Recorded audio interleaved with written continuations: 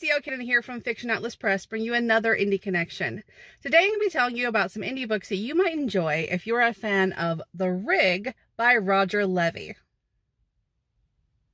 The first book I have for you is called Off Planet by Aline Aaron. Every day I wake up with fear screaming through every cell of my body, telling me to run, run, run before they find me. Run before they pull me from my bed and drag me through the streets. Run before they throw me in an execution arena and cheer while I'm tortured until the last scream is ripped from my body. But every day I shove that fear down and get out of bed. I tell myself they won't find me today. I'll be okay. I can make it one more day without being found. I just have to keep going. But it's a lie. Everything about me is a lie. I'm not sure how much longer I can keep living a life of lies before I'm caught. And yet I have to keep going. I have no other choice. I've lasted 13 years stuck on Earth with my mother, hiding, hunted, knowing that one wrong move could mean our deaths. And I'm not giving up now. It's not our fault we're stuck on the wasteland that is Earth.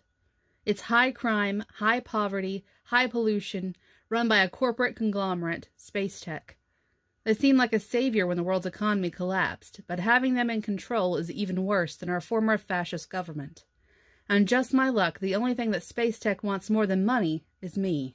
Alive, dead, I don't think they'd care as long as I'm found, because I'm the half-earther daughter of the head of the on-air military, the biggest alien threat to space tech's authority.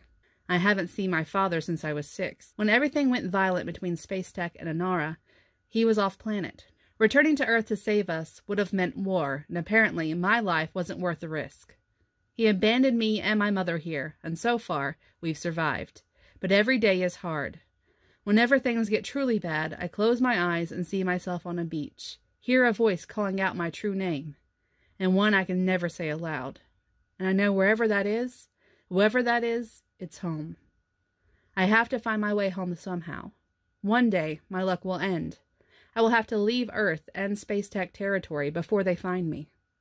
If there's one thing I've learned, is that no one is coming to save me. Not the Nar, not my father. No one is coming. I'm going to have to find a way to save myself. The second book I have for you is called The Dark That Dwells by Matt Digman and Ryan Roddy. In a galaxy far from their birthplace, humanity survives, raised from ruin by the only god whose name they remember. As their civilization expands across the stars once more, wondrous knowledge awaits them. Pathways through space and time, abandoned fleets of alien ships, and technology that can prolong one's life. But an evil slumbers there as well, one that feeds not only on flesh, but on the minds of men. Beyond the edge of known space, the frontier awaits 4 souls. An honorable mercenary and his shape-shifting partner embark on a mission to make a name for themselves. A battle-hardened soldier rides a dropship through storm-ravaged sky, burdened by the ghost of his past. A fanatical zealot, gifted with malevolent power, and a starship feared across generations, hunts the only heretic to ever escape him. And a young woman, wielding arcane fire and lightning, searches a temple on a remote world for the lost knowledge that could save her people. As their paths interweave in love and hate, redemption and revenge, one threat will eclipse their greatest fears, a being of utter darkness and its imminent return. The third book I have for you is called Far Beyond Destiny by Stephen Perkins. The biggest lies are often the most seductive and the deadliest. Humanity's future inside the cube promises peace and eternal serenity. But will heaven on earth resemble paradise or purgatory? When Sam Yalta Booth, a black magician disguised as America's most wealthy, charismatic media mogul, offers humanity a technological simulation of utopia, the entire world, except for 3 heroic young Avengers, aided by Booth's mysterious nemesis, will be utterly deceived. And the last book I have for you is called Runway, a Space Adventure by P.A. Lopez. The year is 2399. Humans' biological clocks have been stopped for more than 250 years, freeing humanity from aging and death.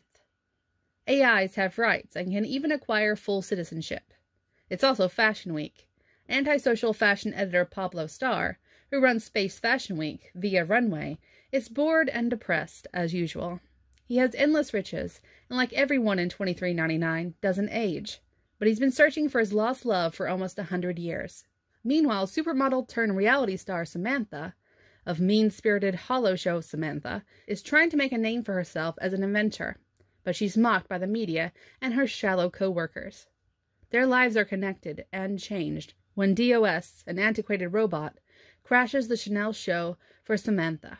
DOS has a wild story. His owner has been abducted by a sentient sim, a lifelike android made by Fashion Robotics, and Pablo will be next.